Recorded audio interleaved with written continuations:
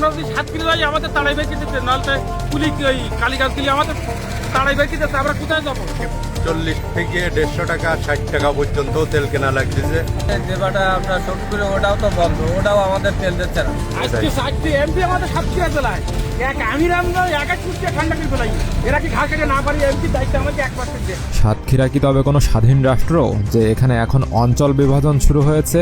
এক এলাকার মানুষ অন্য এলাকায় তেল নিতে পারবে না, এই তুঘলকি নিয়ম কার স্বার্থে? যখন হাসপাতালে ফ্যান ঘোরে না, মানুষের ঘরে বিদ্যুৎ নেই, আর নিত্য প্রয়োজনীয় দ্রব্যমূল্য বৃদ্ধিতে মানুষের পকেটে টাকা নেই, তখন আমাদের 4 জন মাননীয় এমপি কি তবে দল দল খেলায় ব্যস্ত? দেখেছি যে গত দিনগুলোতে জনগণ খালি বলে যে মাহিন্দারার ভাড়া বেশি, মাহিন্দারার ভাড়া বেশি, কিন্তু দিন শেষে দেখা যায় যে আমাদের দেবাটায় একটা পাম্প নেই। আপনারা দোহাই দেন যে হচ্ছে পাশে আমাদের বর্ডার, যে কারণে আমাদের হচ্ছে পাম্প দেওয়া হয় না এবং তেলগুলো নাকি ইন্ডিয়ায় পাচার হয়। তাহলে এই যে মানুষগুলো, এনারা কি পেট চালাবে নাকি ইন্ডিয়াতে তেল পাচার করবে? আর দ্বিতীয় কথা হচ্ছে, আমাদের যারা এমপি মহোদয় রয়েছেন, আপনারা সেই ছেলেবেলার ক্লাস 2-3-র মতো এখনো বলতেছেন যে হচ্ছে দল দল ভাগ করতেছেন। আপনারা কালীগঞ্জ বা শ্যামনগর গেলে বলতেছেন যে আপনারা কেন এই পাম্পে আসছেন, আপনারা ওইদিকে চলে যান। সাতক্ষীরা গেলেও সেম। তাহলে এই মানুষগুলোর তেল কোথায় আনতে যাবে? এর সলিউশনটা তো আপনারা দেবেন। তাইলে এনারা তো সাতক্ষীরার বাইরে না, আপনারা কেন এই 2026 এসে এখনো দল দল করতেছেন?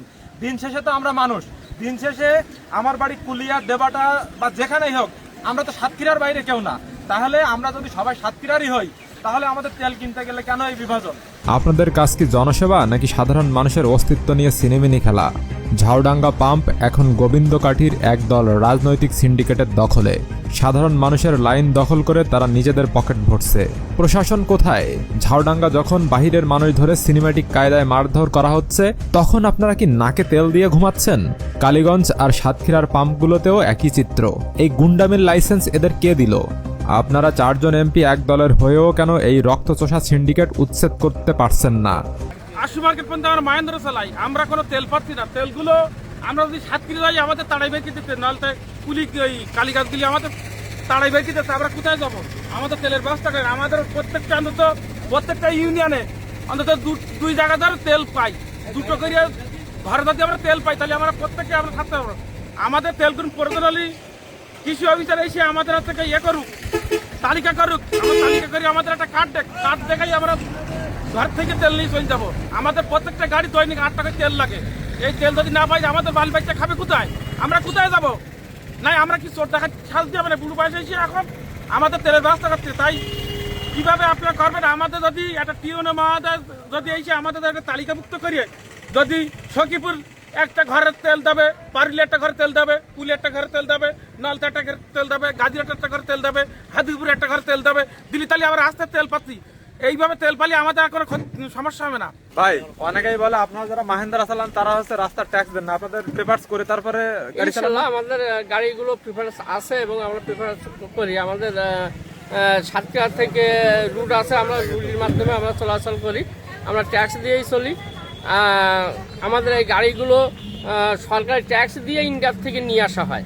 এগুলো বিনা ট্যাক্স দিয়ে একটা গাড়িও আসে না বাংলাদেশে, কারণ এই গাড়িগুলো তো আর বাংলাদেশে তৈরি হয় না। এগুলো সব 1,75,000 টাকা ভ্যাট দিয়ে এই গাড়িগুলো আমাদের আনতে হয় সরকারের ভ্যাট দিয়ে। মাহিন্দারার ভাড়া বাড়াইছে, বাট আপনারা তো তেল পাচ্ছেন না। তেলগুলো আসলে তেল কত করে কিনতেছেন সত্যি কথা বলেন? 140 থেকে 150 টাকা 60 টাকা পর্যন্ত তেল কেনা লাগতেছে।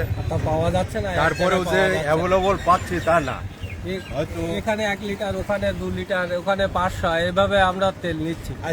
আজকে তেলের অভাবে গাড়ি চালাতে পারবো না, এরকম থেকেও অনেক জায়গায় তেল দিচ্ছে না। আমাদের বলতেছে যে তোমরা কালীগঞ্জের গাড়ি, নলতার গাড়ি, এখান থেকে তেল হবে না, ওখানে তেল হবে না, বিভিন্ন ধরনের কথাবার্তা আমরা শুনছি। আমাদের তো কোনো নলতায় পাম্প আছে, সেটা তো বন্ধ। আর দেবাটা আছে, দেবাটা আপনার সখীপুরে, ওটাও তো বন্ধ, ওটাও আমাদের তেল দিচ্ছে না। বলছে তোমাদের কার্ড নিয়ে এসো, কৃষি কার্ড ছাড়া দেবো না। যশোর খুলনার মানুষ এমনিতে আমাদের দাম দিতে চায় না, আমাদের দক্ষিণের মানুষ বা পোদারল্যান্ড বলে তাচ্ছিল্য করে। তার উপর আপনারা শুরু করেছেন অঞ্চল বিভাজন। আমাদের কাছে কলারোয়া যেমন, 80 কিলোমিটার দূরের শ্যামনগরও তেমন। আমরা সাতক্ষীরাবাসী এক ও অভিন্ন। এই বিভাজন দিয়ে আমাদের অস্তিত্বকে সংকটে ফেলবেন না। নলতা পাম্প বন্ধ, গাজীরহাট দেবাটা পারুলিয়াতে কোনো পাম্প নেই। দেবাটার মানুষ কোথায় যাবে? তেল আনতে গেলে অন্য এলাকায় মার খেতে হবে, আবার নিজ এলাকায় পাম্প নেই। গরিবের পেটে লাথি না মেরে দয়া করে দেবাটায় একটি সরকারি পাম্পের ব্যবস্থা করুন। গাড়িগুলো যে অবস্থা এই রাস্তার জন্যই, এই তো একটা গাড়ি তো কাজ করালে মিনিমাম কালীগঞ্জের কুকুরি বলেন তাড়াতে যাই 2 লিটার কিন্তু দেখি কালীগঞ্জ 2 লিটার তেল যাচ্ছে কুকুরি তাহলে আর কি করবে? আজকে 60 এমপি আমাদের সাতক্ষীরা জেলায় এক আমির আমরা এক কুচিয়া ঠান্ডা করে ফেলাই, এরা কি ঘা কেটে না পারি এমপি দায়িত্ব আমাকে 1% দে। তোরা যদি অত বুজুর্গ লোক বাড়ি বসে থাকি এটাই যে তো। দায়িত্ব পারবে সেই দায়িত্ব নিতে আসছে আল্লাহ। হাসান আব্দুল্লাহ একাই ঠান্ডা করে ফেলাই, হ্যাঁ এটাই কারণ ওখানে বিএনপি আলাদা ধাওয়া করতে না। যদি দেখবেন ঠিক আছে আমরা একটা মাস এমপির বলবেন যে একদম বলেছে ভালো পরিচয় বলে খালেক জানা বাড়ি পাকে তাকেই বলেছে আর যদি না পারে তো একটা মাস আমার কাছে দায়িত্ব তেলের গুষ্টি মারে কিনাতে খুলনা থেকে ভিতরে পাইপলাইন খারাইছে তেল লেখো কাল মারে তেল দেবে না ও তেল দোকানদার দেখতে দোকানদার এক গাড়িকে নিয়ে যাও রাত্রিও আমাদেরকে বিক্রি করে দেবে। আগে দিন ধরা পড়িস তো। বাংলাদেশকে বোকাসোদা বানিয়ে দিতে তো এই কায়দা ব্যবসায়ীরা এই ব্যবসায়ীদের এই এদের একদম সব দূরকে দিতে নতুন মাল সেট করতে হবে না। তেলের অভাবে আজ মানুষের জীবন বিপর্যস্ত, হাসপাতালের রোগীরা গরমে ছটফট করছে। এটাই কি আপনাদের উন্নয়নের আসল চেহারা? আপনাদের কাজ ঝাড়ু দেওয়া বা দলীয় কোন্দল মেটানো নয়, আপনাদের কাজ মানুষের দুর্ভোগ কমানো। এই রাজনৈতিক সিন্ডিকেটকারীদের অবিলম্বে গ্রেপ্তার করুন এবং অঞ্চল বিভাজনের এই নোংরা রাজনীতি বন্ধ করুন। অন্যথায় সাতক্ষীরার সাধারণ মানুষ যেদিন রাস্তায় নামবে সেদিন আপনাদের এই গদি রক্ষা করা কঠিন হয়ে পড়বে।